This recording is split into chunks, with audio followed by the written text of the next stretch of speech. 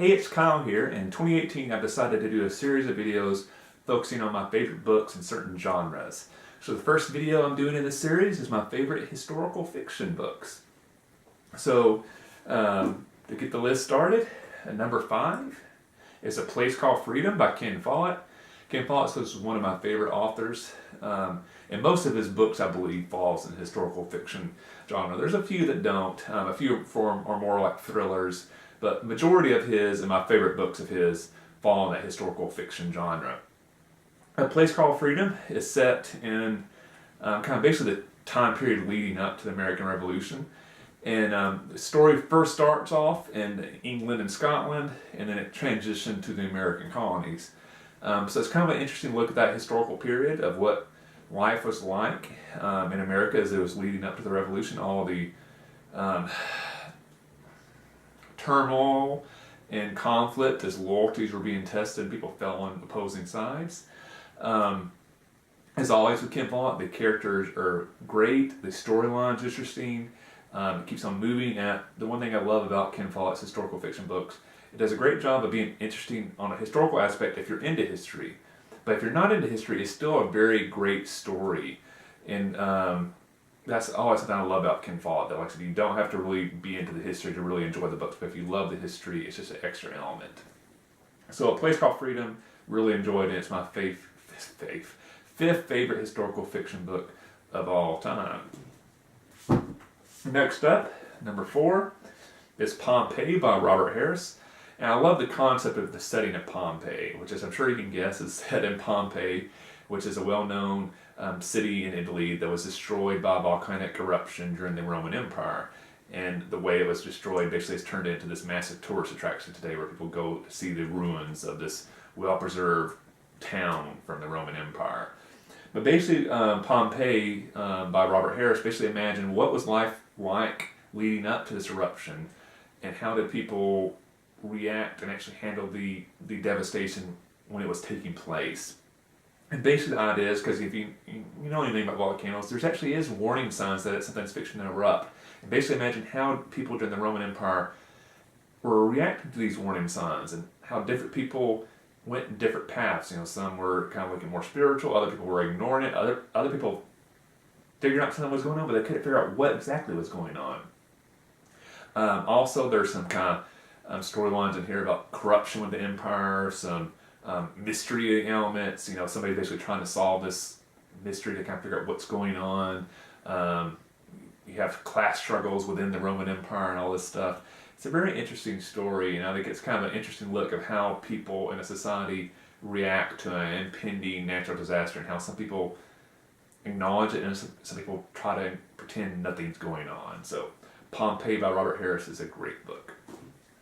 Number 3 is The Last Town on Earth by Thomas Mullen, which this book focuses on a very little known aspect of history that like a lot of people are just not aware of. And basically it kind of focuses on the Spanish flu epidemic, which was happening towards the end and after World War I. And if you're not too familiar with the Spanish flu, it's one of the most deadly disease outbreaks that have ever taken place. Actually, if I have my numbers right, more people were killed by the Spanish flu than actually World War I itself. And one thing that caused it to spread so much is that all the soldiers fighting in World War I began to catch it as the war was wrapping up, and then when they went back home to their home countries, they basically spread the flu there and basically created this huge worldwide outbreak that killed millions and millions. My family itself was actually impacted. My grandmother lost some of her younger siblings by the Spanish flu, so it was a devastating disease. And what this book focuses on is an aspect of that outbreak, that a lot of cities, especially small towns, began to quarantine the towns, and basically they would completely blockade the town and not let anybody into the town out of fear that any strangers coming into town might help spread the Spanish flu. And that's what this book focuses on, The Last Town on Earth. And basically the title comes from that this town is so isolated that once it quarantines itself, it feels like there's nothing else exists, like it's completely cut off from the rest of the world. And the story kind of revolves around the aspect of the quarantine, and basically the town established like some guards who guarded the one road into town, and they're not supposed to let anybody in. But a soldier's returning from World War I, and he's kind of almost has the appearance of like a homeless person, but he might be sick, he might not. And the reaction of the people guarding this road kind of triggers the story and how different people react to it. And it kind of tests elements of the importance of community and family and patriotism and how people react to dire situations like this. So Last Town on Earth is really, really interesting. I love that it highlighted and used a very little known aspect of history to kind of tell the story. So really enjoyed it. So The Last Town on Earth by Thomas Mullen, I really recommend it. If you like dystopian books, I think you might like this one because this book almost has a dystopian feel to it. Number 2 of my favorite historical fiction books is Child 44 by Thomas Rob Smith. This book is set in post-World War II Soviet Union, so that's a very interesting thing because I'll be first admit I have not really read a whole lot of books on the fiction side set in the Soviet Union that really aren't related to World War II or the Cold War. And this book is actually more of a murder mystery. All the story is really driven by people within the Soviet Union. There's not like an American good guy or anything like that. The good guy is a member of the Soviet Republic, Soviet Union I should say, and a citizen. The bad people are citizens, so it's all self-contained within the Soviet Union.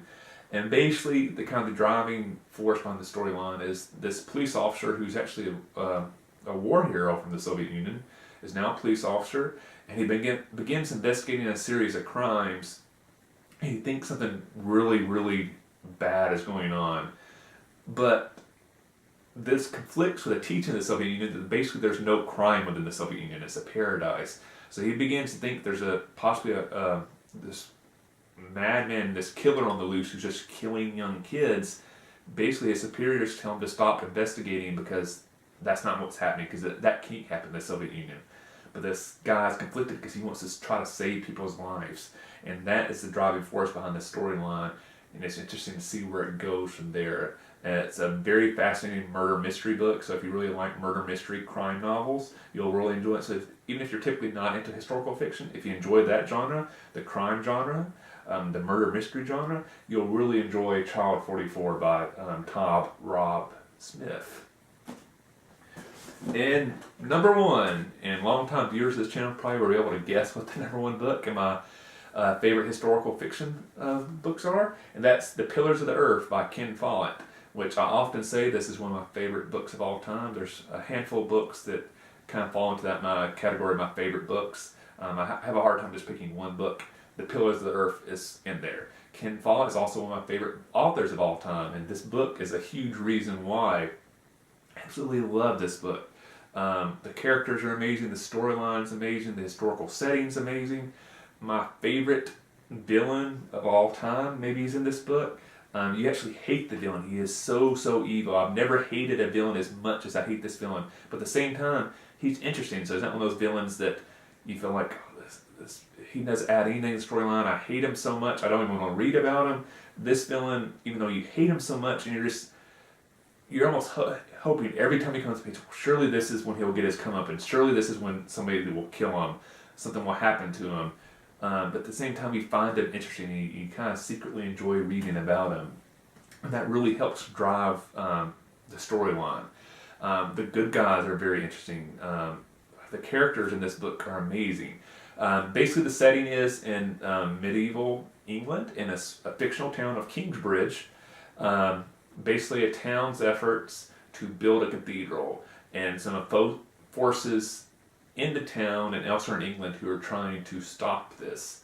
So the historical setting is real. It's set during real historical events in England. This major civil war that took place as opposing forces are battling for the crown. But then you have this fictional town and fictional characters that are set in this very turbulent era of English history. So it's one of those things, if you like history, you're really big into it, you'll really get a lot out of the historical side of the novel. But if you're not into history, you'll still love this book because you almost will come across as like a Game of Thrones style story. So I really recommend The Pillars of the Earth by Ken Follett. So that is my favorite historical fiction book of all time. I hope you enjoyed my top 5 list in this genre. I look forward to, like I said, doing a lot of these rankings from other genres throughout 2018, so keep an eye out for those. And as always, happy reading, and I'll see you the next time. And be sure to like, comment, and subscribe, and all that sort of good stuff. So again, see you next time.